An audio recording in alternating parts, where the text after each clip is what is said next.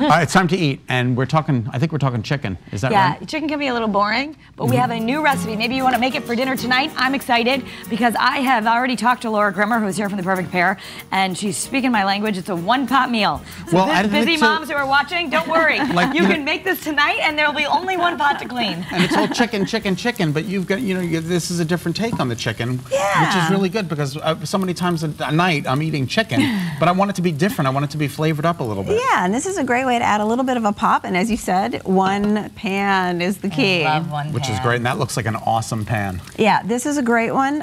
You want a pan that has, if possible, straight sides, but if it doesn't have straight sides, that's okay. The key is that you've got a lid. That makes it all easy to do. Because you're going to simmer this. Yep, going to braise it in liquid. Yep. So the first thing I did actually was that I sautéed up and browned the chicken. So you can see the chicken is brown. Are we still looking at brown chicken? So when you did this to brown the chicken, because this is the thing, it never looks good if it's not brown. So you just put it in that same pan and put it on the skin side down, olive oil, and got some color on it. And actually, the beauty of using a non-stick pan for this is I didn't even use any oil. I just heated the pan. And I seasoned salt, pepper, and chili powder. Okay. It's kind of the key on the chicken. Salt, pepper, chili powder. Yep, browned the skin until it was really nice and brown, browned the bottom a little bit, and then popped it off. And then I'm sauteing up the vegetables. So I'm just doing onions and red pepper and a little bit of jalapeno, and that's totally to taste. If you don't want jalapeno, don't do it. Okay, so if you want a little kick, you throw in a little jalapeno. And then when this is all good and soft, I'm putting in just a canned tomato. The other good thing about this is if you're trying to get something quick, a little different, you could have some of the jarred peppers or frozen peppers. You could have the canned tomatoes. You don't have time to run to the store. You might be able to have some of this stuff. You can even use jarred peppers in water. Okay. Those are totally fine. So I just have a little bit of minced garlic and a little bit of tomato. I drained off the tomato juice in the can. Okay. So that, and I added that to my liquid here. So now I'm just letting the liquid evaporate. Can you hear me? And then I'm adding my grain in now, almost like you do a risotto when you put the dry grain in. You can kind of toast it a bit. Yeah. You can use rice. Or this is quinoa. I like to try to mix up my grains even a little bit. So quinoa, this is a great way. Uncooked quinoa. And I'm just sauteing it, moistening it up a little bit, and then I'm going to put the liquid in. And this is how the quinoa is going to cook. What liquid is that? So this is water and then the tomato juice from the can. From the can tomato. Oh, okay. Just water with the tomato juice. Okay. Yep.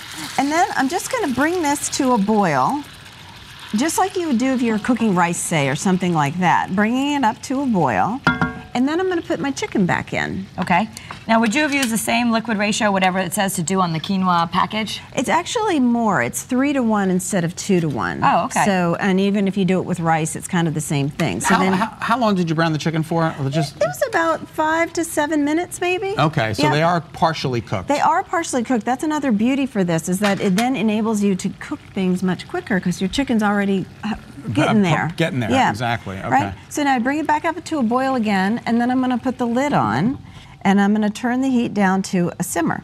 And you're going to let it simmer for about 20 minutes. But that's great because it's hands-off time. Yeah. So you can go, set the table, do whatever you're doing, and when you're all done. Don't touch it. Just leave it like that? Just leave it like that. Okay. And then now the beauty is, this is what it looks like. Isn't that spectacular? When you're done. Yeah. And so you've got really wonderful, your grain is all cooked, your chicken is completely cooked through. And now what you can do is if you like, we were talking about that your kids don't always like to eat like soft skin or something like that. Yeah, yeah. So you take the pieces of chicken out, put them back on a platter or a sheet pan, and pop them under the broiler for about 5 minutes. If you want them to be extra crispy. And then the skin will crisp right back up. And you've got wonderful crispy skin. And then to finish here, we're just going to do a little squoze of lemon juice. A little squoze? A little squoze of lemon juice just to brighten it. I forgot to ask, is that a chicken thigh? Yeah, these are thighs. Thighs and legs do best in this kind of cooking because we're really braising the chicken in the liquid that the grain is cooking in. And typically thighs and legs are cheaper than the breast, isn't it? And they have more flavor. They do have a lot more flavor. I know all the chefs will say use the thigh. People have been trained to be like breast, but it can dry. It gets a little boring too. Yeah. Yeah.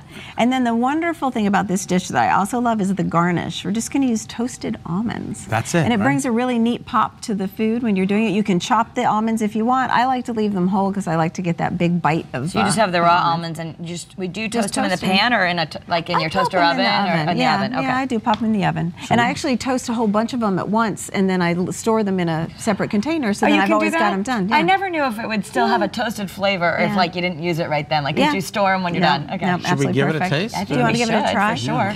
Another tip that I'd like to tell people, you know, something like this. A lot of these ingredients, I mean, this is it. It's onions, jalapeno, pepper, garlic, and grain and lemon. So it's not like anything exotic that you've got. But one thing that people often don't have is jalapeno. And I want to tell people, you can go to the grocery store, buy your bag of jalapeno, and you can actually just pop those right into the oven, the freezer.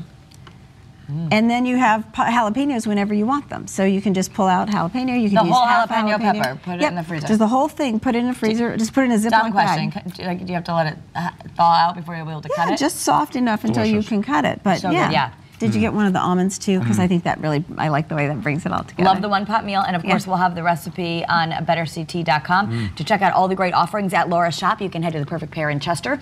It's located at 51 Main Street. You'll be able to buy this cool pan there. You can also learn more about her cooking and baking classes if you click on the events tab on her website. The address is perfectpearct.com.